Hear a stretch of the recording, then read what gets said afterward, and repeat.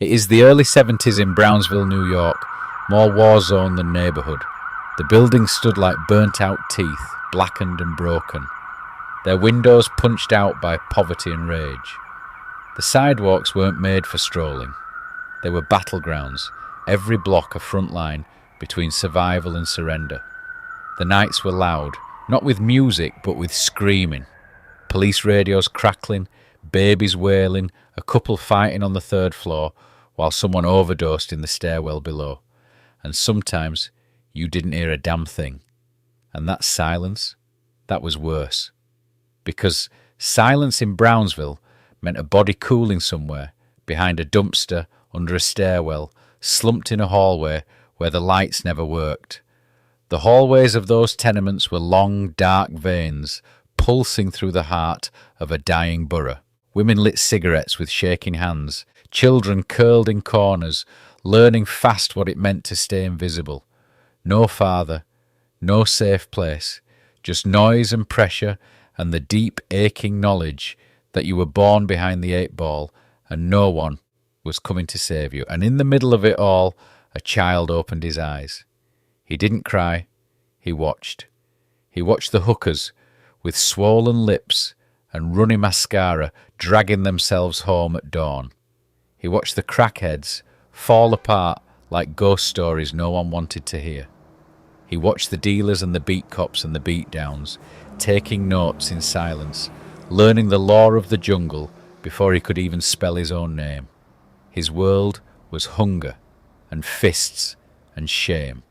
His lullabies were sirens and slammed doors and the sound of someone getting stomped 2 floors down. And when he walked through the streets, they didn't part for him. Not yet. He was just another skinny kid with hand-me-down shoes and fury smouldering beneath his ribs. But that fury, it wasn't ordinary. It had shape. It had teeth.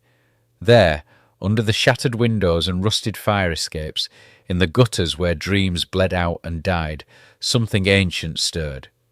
A storm was forming in that boy's chest, the kind of storm you don't survive. You either become it or get torn apart by it. His mother, Lorna Mae Tyson, struggled to raise her children, alone after Mike's biological father, Purcell Tyson, vanished from the picture. In truth, the man Mike thought of as his father was a pimp and small-time criminal named Jimmy Kirkpatrick, and he, too, disappeared early in Mike's life. That left Lorna to raise Mike and his older siblings in Brownsville, Brooklyn, a place where the skyline was just broken buildings, and hope was mostly a rumour. Brownsville in the late 60s and 70s was a storm of violence, addiction and neglect. Tenement housing, broken glass, cold winters with no heating, and street corners ruled by hustlers and gangbangers. Mike was soft-spoken, overweight and painfully shy. That made him a magnet for bullies. They stripped him of his clothes, punched him for sport and mocked his lisp and high voice. His older brother Rodney sometimes stood up for him, but most of the time Mike suffered in silence. Until he found his birds. Pigeons became his secret world. They didn't judge, they didn't hit, they didn't mock him. They circled in the sky like spirits, gliding over the broken streets he trudged through. He found comfort in their soft coos, the flap of their wings, the quiet trust between boy and bird. He learned about pigeons from a local kid named Angelo, who introduced him to the rooftop coops and the delicate art of flying. For once, something responded to his gentleness. He could love without fear, but everything beautiful in Mike's world got tainted. One of the regular tormentors took the head one of Mike's pigeons. He didn't just kill it, he ripped its head off and laughed. Something in Mike broke. He snapped. He fought back, really fought back for the first time. Fists flailing, teeth bared. That boy didn't get back up easily, and Mike didn't stop. Standing over the beaten bully, spitting teeth and blood, Mike for the first time tasted power. Violence, he learned, could be a language, a shield, a sword. The same streets that once swallowed him whole started whispering something else, fear, and it felt like something close to respect. From there, he started running with gangs, committing robberies, and getting arrested dozens of times by the time he was 13. But in the back of his mind, he still flew pigeons, still visited coops, still looked up at the sky. That contradiction, savage rage and childlike tenderness, that would remain a constant throughout Mike's life. Brooklyn, 1978. It started with a coat, not a flashy one, just enough shine and swagger for a 12-year-old kid to think, that should be mine.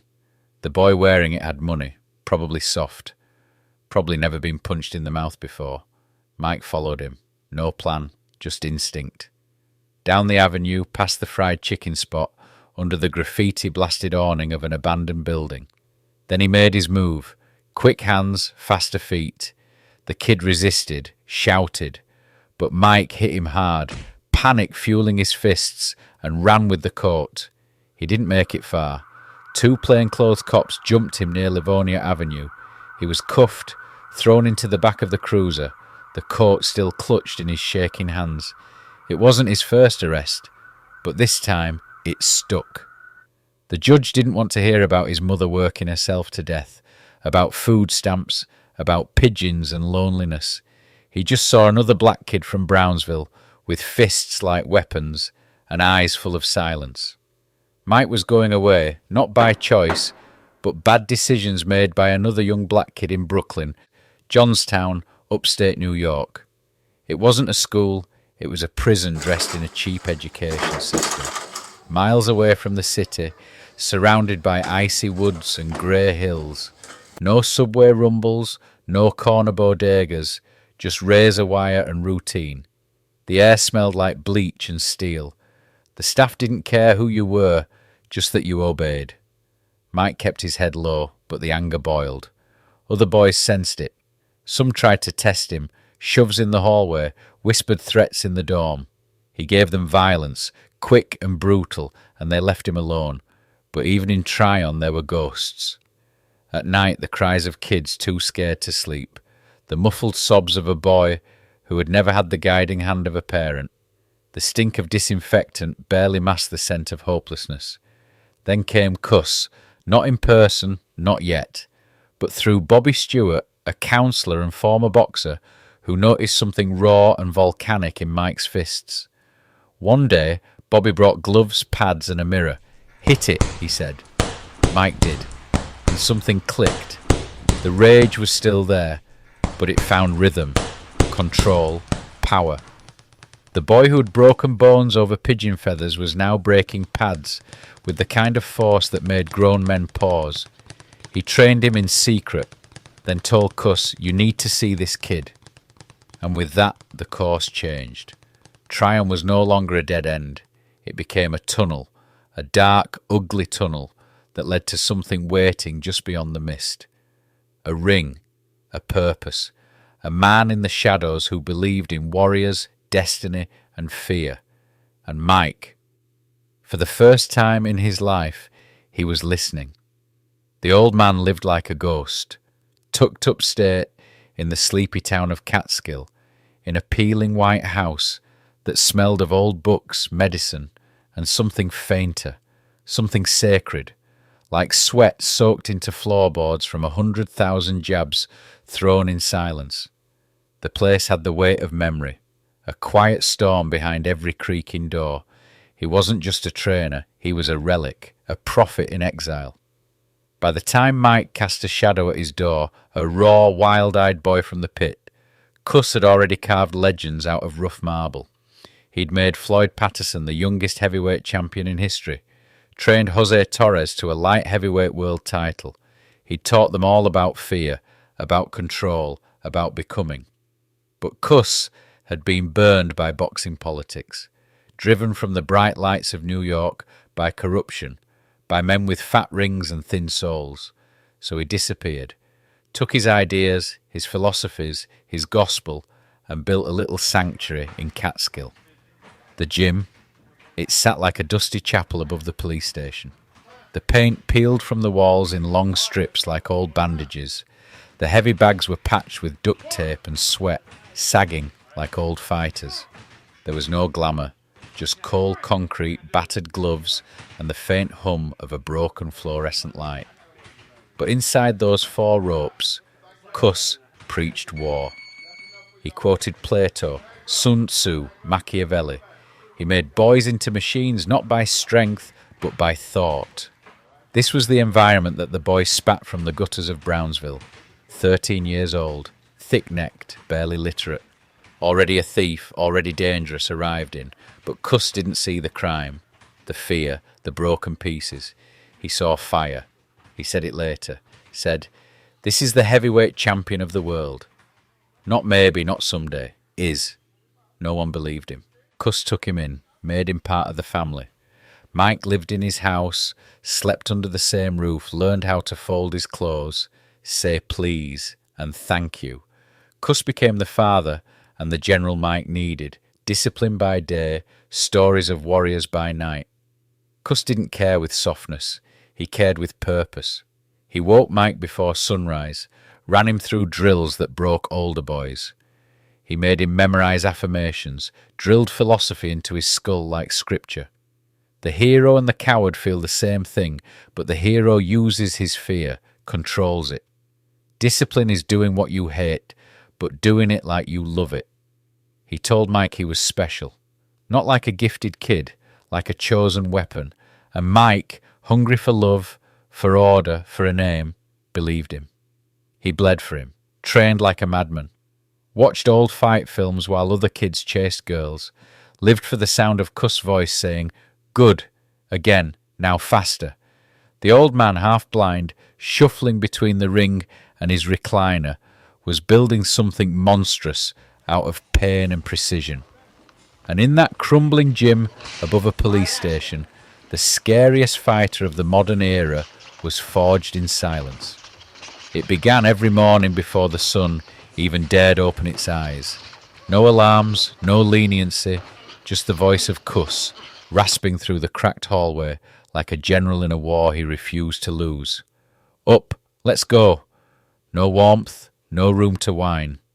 Mike would rub the sleep from his eyes and crawl out from the warmth of his small bed, legs sore, lungs still aching from yesterday's sprints. But there was no room for tired, no space for softness. Because this wasn't training, this was indoctrination. Discipline as religion. They ran 5 miles in the cold Catskill air, lungs cutting on the frost. The streets were empty, except for that lonely sound of footsteps and the occasional barking dog. Mike learned to breathe through pain, to count lampposts instead of minutes. Sometimes Cus followed in his car, headlights trailing like a watchful ghost. Faster. Breathe. Let pain be your compass. The difference between the great and the good is how they suffer. By the time school started, Mike had already shed more sweat than most men spilled in a day. And then, after school, the real war began. The gym again, the tape again, the endless rounds of shadow boxing, the bag work, the drills, the repetitions. Footwork so tight it could fit on a dime, head movement like a pendulum of violence. Cus didn't tolerate mistakes. He didn't tolerate wasted movement. He wanted a machine. There were no shortcuts, no mercy, no good enough. He taught Mike to watch the old fight reels of Dempsey, Lewis, Patterson, over and over, until he could mimic every twitch of muscle. He made him memorize speeches, lessons, manifestos. Cus believed in programming the mind just as much as training the body. Your mind is your best weapon. If you don't control it, it controls you. You don't fight a man, you fight his will. Discipline wasn't the goal, it was the price of greatness. And Mike, broken down and rebuilt from the bones up, began to believe. He became a monk in gloves, a storm with a pulse. Every second of his life was controlled. Food, speech, sleep. Cus inspected his shoes, his sheets, his notebooks. He told him how to walk, how to enter a room, how to stare at opponents and make them fold before the bell even rang. They trained in silence. They studied in whispers. And if Mike cried, Cus would watch, impassive. The crying's good, you're breaking through. The most dangerous man is the one who already died in training. But it wasn't just technique, it was dogma. Cus filled him with a belief system. That fear was an illusion. That emotion was weakness. That he had been chosen for one purpose, to become the youngest heavyweight champion in history. And Mike, this boy from Brownsville, this hurricane in sneakers, believed him. He believed like a disciple. Because in a world that had only ever hurt him, Cus gave him something holy, a reason, a path, and gloves with destiny sewn into the stitching. In the fading autumn of '85, as the cold began to creep through the windows of the Catskill house, a quiet settled in that no one dared to name. The fire that had burned so fiercely in Cus's chest for decades, his belief in destiny, in discipline, in building men out of broken boys, had finally dimmed. The old man passed away in a Manhattan hospital bed, leaving behind a world he had tried to bend to his will through sheer force of vision. But he also left behind a boy, a fighter, his unfinished symphony. Mike Tyson didn't cry when he heard the news. He didn't collapse, scream, or wail. He just went quiet. That thick silence that only comes when the world drops out from under your feet. For Mike, Cus wasn't just a coach. He wasn't even just a father figure. Cus was everything. He was the first man to look past the mugshots and juvenile records, to ignore the fists and the fury, and see instead a champion buried inside a scared, abandoned child. And now he was gone. The house that had once been a sanctuary, filled with the rhythms of shadow boxing, the scuff of footwork drills, and Cus's relentless philosophical monologues, was now still. The halls echoed.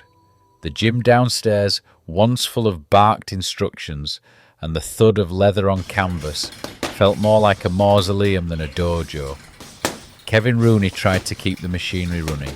He doubled down on the training, kept the days tightly structured, but it wasn't the same, because without Cus, there was no compass, no guiding star. But Tyson wasn't lost. Not exactly. If anything, he became even more focused, because now every jab, every body shot, every left hook wasn't just about climbing rankings. It was about legacy. It was about fulfilling a promise. Cus had made a prophecy. This kid is going to be the youngest heavyweight champion in the history of boxing. And that sentence had been repeated so many times it had become something sacred, an oath Tyson carried in his bones. Over the next year, Mike began dismantling the heavyweight division with the cold precision of a man possessed. The media dubbed him Iron Mike. Nothing fancy, just a stripped-down fighter with prehistoric power and a predator's instincts. But beneath the headlines, behind the knockouts and the highlight reels, there was something deeper. Grief, shaped into a weapon. Mike wasn't just knocking men out. He was exercising ghosts. There was no swagger, no trash talk, just business. He rose through the ranks like a wrecking ball, laying waste to seasoned veterans and rising stars alike. 22 wins, no losses. Most didn't last past the third round. Some barely lasted past the first. And then came the announcement, Trevor Berbick, the WBC heavyweight champion. A tough Jamaican fighter known for his brawling style and his claim to fame, beating an aging Muhammad Ali in Ali's final fight. But what the public didn't know, and what history rarely mentions, is that Ali had already chosen his revenge. Not for himself, but through the hands of a young prodigy named Mike Tyson. In the ring seconds before the bell, Ali leans into Tyson. Get him. Tyson nods. Because Berbick wasn't just another opponent, he was a symbol, a final test before destiny could be fulfilled. Before the bell rang, before the world watched a 19-year-old step into history, came the boy. It wasn't just Mike Tyson, it was the spirit of Cus. It was every beating, every arrest, every broken rib, every pigeon lost. It was pain, forged into purpose, and it was about to be unleashed. Ali. The legend, older now, slower, but still carrying the weight of the sport in his eyes, stepped through the ropes, not to fight, just to be there. His presence was symbolic, a closing chapter, a handoff. He had been in the ring with Trevor Berbick once, a fight that should never have happened, a final performance that ended not with thunder, but with silence. Berbick had won that night, won by beating a god on tired legs. Now the god stood outside the ring, and the man who would avenge him, just 19 years old, stood pacing like a beast behind bars. Mike Tyson, shirt off, gloves on, no robes, no gimmicks, just raw, terrifying intent. He didn't sit in the corner. He didn't relax. He stalked, back and forth, back and forth. His neck twitched like a coiled spring. He kept looking at Berbick, daring him, asking, with his eyes, "Are you ready to die for that belt?" And Berbick. He looked, just for a second, a flicker, a glance, and that was it. Tyson saw it. That moment, the crack in the armour, the wobble in belief, it was all he needed. The bell rang. Round one. Berbick came forward with a kind of loose arrogance, his usual brawling, pressuring style, but it had no teeth. His jab, meant to measure distance, was snatched out of the air by Tyson's head movement, side to side, bobbing low, just as Cus had drilled into his bones for years. Every movement was economy, purpose, fury under control. Then bam! Tyson exploded with a right to the body, then an uppercut that grazed Berbick's chin like a warning shot. The champ stumbled, eyes wide. That wasn't supposed to happen. Berbick tried to clinch, tried to lean on him, bully him. Tyson didn't budge. He fought like gravity, pulling everything downward. A minute in, Berbick had tasted more leather than a man should in 3 rounds. And it kept coming. Hooks off angles Berbick couldn't see. Every time he blinked, Tyson was inside, tearing at the foundation. End of the round. Berbick was bleeding from the mouth, his balance already deserting him. The crowd buzzed. Commentators stammered. Tyson didn't blink. No joy, no mercy, just the mission. Round 2. Berbick came out slower, a brawler trying to box, his legs no longer connected to his heart. He flicked a jab. Tyson slipped, then stepped in and detonated a left hook from hell. Berbick went down, he got up, but he was no longer in this world. His eyes rolled like marbles, his limbs rebellious. He stood, then swayed, then dropped again, and again. A man trying to rise, like a puppet with broken strings. The ref waved it off. 2 minutes and 35 seconds into the second round. Mike Tyson, undisputed, the youngest heavyweight champion in the history of boxing, just like Cus said. They handed him the green WBC belt, and he didn't even smile. No triumphant leap, no celebration, just a slow breath, as if to say, "There, I did it." And Berbick, he sat in the corner, draped in towels and disbelief. He had never been hit like that. He had never felt so small. His rugged style, smothering, aggressive, had collapsed under the precision of Tyson's storm. There was no space, no safety, just power. In the end, Trevor Berbick wasn't beaten. He was erased. Because that night wasn't about defence or belts. It was about prophecy. About a kid who should have died in Brownsville. A kid who made pain his companion and turned rage into art. A kid who lost his mentor and in doing so found his mission. Mike Tyson didn't take the belt. He claimed it, like it was always his.